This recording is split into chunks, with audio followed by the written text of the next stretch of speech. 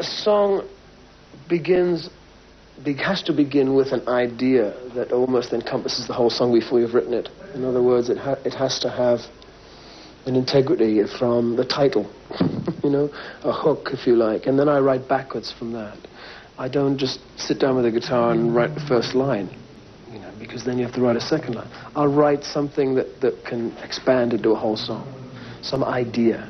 If you open your eyes and ears to them, song titles can be everywhere, in conversations, movies, books, tweets, even hate comments. Make a list, keep a journal, or create a document and never let a good idea slip away. Then when an idea for a song comes up, either some chords or a melody, just open up that document and start auditioning song title ideas. Listen to the music you want to write lyrics for and decide what kind of song it is. Is it a love song? Is it a dance song? Then find a title that looks the way the music sounds and describe a situation that tells its story. Or if you're starting with the lyrics, start asking those title ideas what they want to be. Like if the title idea forms an image in your mind, ask it what emotion it could symbolize. Is it a phrase or a common statement? Ask what situation this would work best in.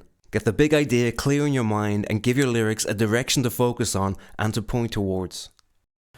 So yeah, for me, when I think of a song, I don't really think of it getting very complex lyrically.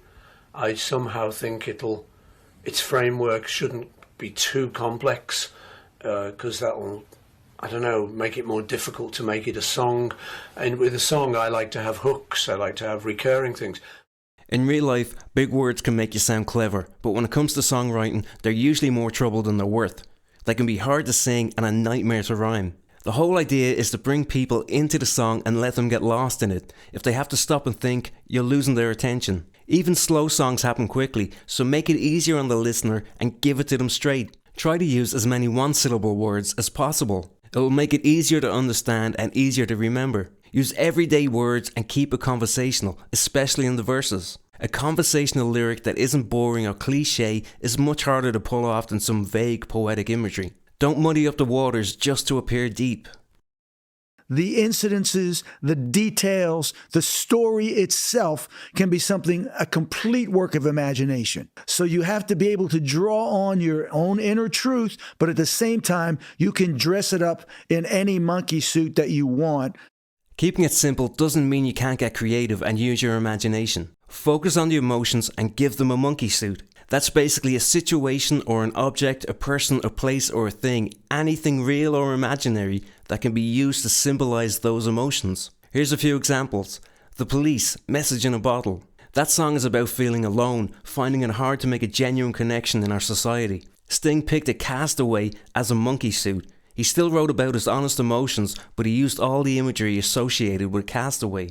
Blinding Lights, The Weeknd. That song is about feeling desperate and confused. He used the monkey suit of the blinding lights of Vegas and used that to write about a situation that summed up his emotions. Driver's License by Olivia Rodrigo. Getting a driver's license symbolizes freedom and independence, but the lyric contrasts that with her driving around the same streets like being trapped in her heartbreak.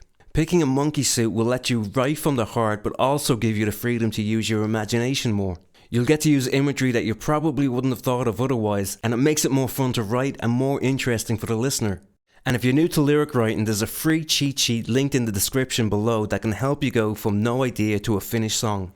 For many beginner songwriters, it's way easier to write about emotions and how we feel than it is to describe situations. Describing a situation in a way that isn't boring or cliche or vague is the part of lyric writing that takes the most practice. But looking at most songs, they usually build in intensity as they progress. They get more emotional near the end. So if you find it easier to write about emotions, why not start there? Then you can work backwards and dream up what kind of situation or stories would be the cause of those feelings. Really let loose and don't be afraid to exaggerate those emotional states.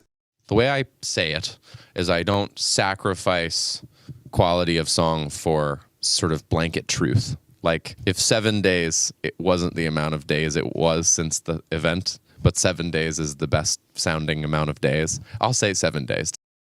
Songs are short and every word is precious real estate. Choosing the right words will make the best use of that space. Just by using the right verbs and nouns, you can make your lyrics say so much more. For example, I got out of bed versus I jumped out of bed versus I crawled out of bed. What do each of these verbs tell us about the emotional state of the singer? A specific verb can create a picture in our mind. We can use external verbs to describe inner feelings, thoughts and emotions. Look at this Paul McCartney lyric from A Day in the Life. Woke up, fell out of bed, dragged a comb across my head. What feelings, state or emotions do those verbs suggest compared to, say, woke up, sprung out of bed, breezed the comb across my head? And be specific with nouns. For instance, love as a noun is vague. That could be replaced by a word like flame, and that would produce a concrete mental image. Like bug versus ant. Be specific and create a mental picture. And we can also personify nouns to express our inner life and attitudes. Look at this lyric from Dolly Parton's 9 to 5.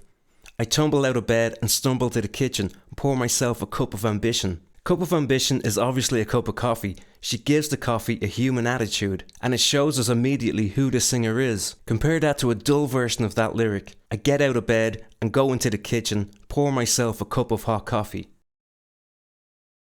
Organising the flow of your lyrics can make them logical, meaningful, and give them maximum impact. And a really easy way to do this is to use this formula. So, but, as a result. Here's an example from The Weeknd's Save Your Tears. So, I saw you dancing in a crowded room. You look so happy when I'm not with you. But, then you saw me, caught you by surprise.